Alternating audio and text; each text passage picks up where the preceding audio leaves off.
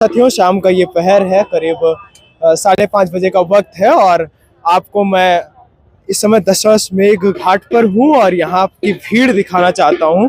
यहाँ पर जो भीड़ है लोगों की स्नान करते समय, ये शाम के पहर में जो भीड़ है, ये बहुत ही दिव्य नज़ारा कह सकते हैं इसको। और भीड़ तो इतनी ज़्यादा है कि नहाने में लोगों को काफ़ी असुविधा हो रही है। मैं ऊपर चलकर आपको दिखाता हूँ किस तरह से सभी घाटों पर और फीफा से बने हुए पुलों पर लोग लगातार चल रहे हैं। लेकिन इस समय जो भीड़ का माहौल है, इस समय आज तारीख है 26 और मुख्य स्नान अभी 3 दिन और शेष है। लेकिन पीछे मेरे देख पा रहे होंगे लोगों को, थोड़ा सा सम्मानित छायाकार महोदय से कहूँगा कि घाट पर दिखाइए किस तरह से लोग चल रहे हैं, किस तरह से लोग स्नान कर रहे हैं और कितनी भीड़ है फीफा से बने हुए पुलों पर, ब्रिजों पर और सड़क पर, जो कि सड़क ये चाय संगम अपर सड़क हुई, चाय संगम लोअर मार्ग हुआ, इन दोनों पर जो भीड़ है वो अनियंत्रित कह सकते हैं, एक हिसाब से अनियंत्रित भीड़ दिखाई दे रही है। संगम तीर्थ क्षेत्र पूरी तरह से, और ये संगम नहीं है, मैं आपको बता दूं, अभी ही क्लियर कर दूं, ये दशाश्वमेध घाट है जहां पर ये भीड़ है, ये संगम नहीं है। संगम यहाँ से करीब 4 किलोमीटर दूर है। संगम की स्थिति जो है वहाँ भीड़ अनियंत्रित होती हुई दिखाई दे रही है। अभी 3 दिन शेष बचे हुए हैं। इन 3 दिनों में कितने लोग आएंगे, क्या होगा, कैसे होगा, वो तो हम आपको पहुंचाएंगे ही। हम रात दिन यहीं पर लगे हुए हैं और कवर कर रहे हैं। निश्चित तौर पर हम ये भीड़ और यहाँ के लोगों का मूल्यांकन आकलन कर रहे हैं, उनको समस्याओं का आकलन कर रहे हैं, उनको सुगमता का आकलन कर रहे हैं। जो लोग पिछले कुंभ में आए थे उनसे जानने का प्रयास कर रहे हैं कि इस कुंभ में खास क्या है, उनको किस तरह की सुविधा, जो दावे किए जा रहे हैं उससे वो सुविधा प्राप्त कर रहे हैं कि नहीं। ये तमाम लोग जो आपको इस शाम के पहर में, शाम होने वाली है, 10-15 मिनट में रात होगी, और इस समय जो ये तमाम लोग स्नान कर रहे हैं, इनके रहने की क्या व्यवस्था है, इनके खाने की क्या व्यवस्था है, इन सारे बिंदुओं को लेकर हम कुंभ से आपको लगातार बता रहे हैं, दिखा रहे हैं। तमाम रहने के आशय भी हम बता रहे हैं, कहाँ पर हैं, किस तरह की व्यवस्थाएं हैं। सम्मानित छायाकार महोदय से कहूँगा कि दिखाएं किस तरह से ये घाट की साफ सफाई का ध्यान रखा गया है। हालांकि गलतियां थोड़ी थोड़ी तब भी हो जाती हैं, ये अब लोगों की गलती है, इसको मैं शासन की गलती नहीं कहूँगा। अगर एक सभ्य समाज में जीना है तो सभ्यतावान बनकर रहना भी सीखना होगा। अगर कहीं भी थूकने से पहले इस बात के बारे में नहीं सोचते कि थूक कैसे रहे हैं, तो निश्चित तौर पर ये थूकने वाले की गलती है, ये शासन की गलती नहीं है। बाकी ये घाट है जो कि काफी गंदा नहीं है, गंदा बिल्कुल भी नहीं है पहले की अपेक्षा। और पहले यहाँ पर पक्का घाट भी नहीं हुआ करता था। आज जब ये महाकुंभ लगा है तो यहाँ पर पक्का घाट है और पक्के घाट पर लोग सुगमता पूर्वक स्नान कर रहे हैं। निश्चित तौर पर ये स्नान लोगों को जो सुगमता पहुंचा रहा होगा वो उनके ही हृदय से पूछिए, क्योंकि गंगा स्नान करने के लिए ये सुगमता इतनी नहीं होती थी। हम भी जल प्रक्षालन कर लेते हैं और निश्चित तौर पर ये माँ गंगा की जो स्थली है, ये पवित्र स्थली है और यहाँ लोक आस्था बहती है।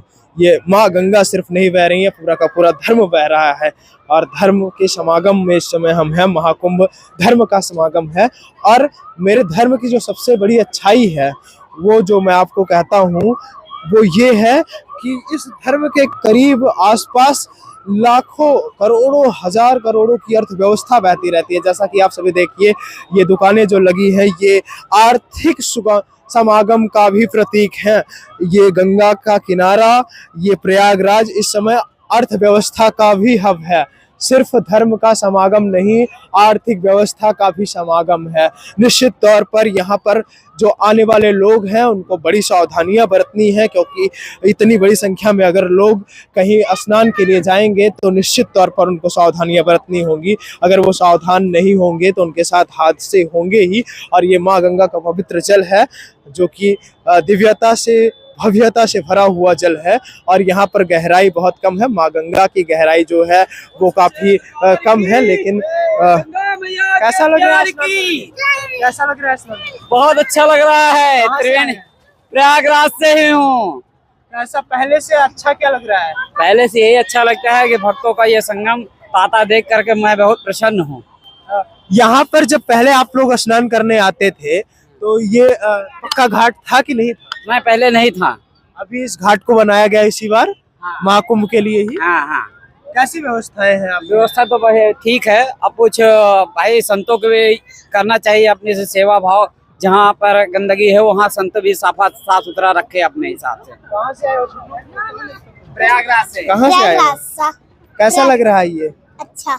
स्नान करने में मजा आ रहा है? तो ये है माँ है ये, और निश्चित तौर पर ये संगम में स्नान करने वाले लोग। कहाँ से आए? इलाहाबाद।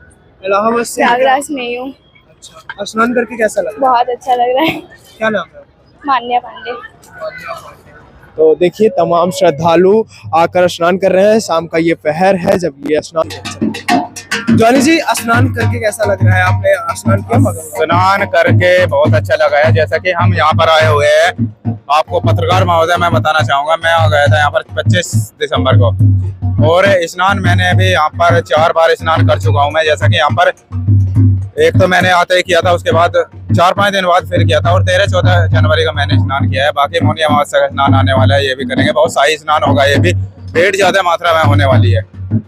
और जो आने वाले श्रद्धालु हैं, मैं उनसे यही कहना चाहूंगा कि आपको अगर स्नान करना है तो आप किसी भी घाट पर कर सकते हैं। जरूरी नहीं है कि आप त्रिवेणी संगम पर करें, क्योंकि आपने मुझे बताया कि आप संगम भी स्नान करके अभी आए हैं। जी। तो कितनी भीड़ थी, कितनी जनसंख्या वहाँ पर? मैं करीब आपको बताऊं तो आज जैसा कि संडे का दिन है और रिपब्लिक डे है आज, तो करीबन 1-1.5 करोड़ लगभग जनसंख्या वहाँ रखी होगी आज फिलहाल। 1 करोड़ लोग स्नान कर रहे हैं। जी। स्थिर चल रहा है, और निश्चित तौर पर यह स्नान बेहद खास है। 3 दिन में वो मौनी अमावस्या का पर्व भी आने वाला है, जिसमें करीब 7 से 8 करोड़ लोग स्नान करने आएंगे। उस स्नान में काफी सावधानियां भी बरतनी होती हैं। स्नान से लोग माँ गंगा के साथ प्रवाहित ना हो जाएं, इसके लिए भी उनको खुद से ही, अपने आप से ही, उनको स्वयं से ही अपने आप को मजबूत करना होगा, जिससे वो सुगमता के साथ स्नान कर पाए, अपना सामान बचा पाए। इसके लिए भी उनको प्रयत्न करने होंगे। अपने साथ आए हुए लोगों के साथ वो एक साथ कैसे रहेंगे, उसके लिए भी उनको प्रयास करने होंगे। उनके साथ रहना होगा, उनसे बढ़कर रहना होगा। आप इस भव्यता के विषय में, प्रयाग के इस माँ गंगा के प्रवाह के विषय में सम्मानित छायाकार महोदय से कहूंगा कि पूरा का पूरा प्रवाह दिखाइए, किस तरह से माँ गंगा बह रही है।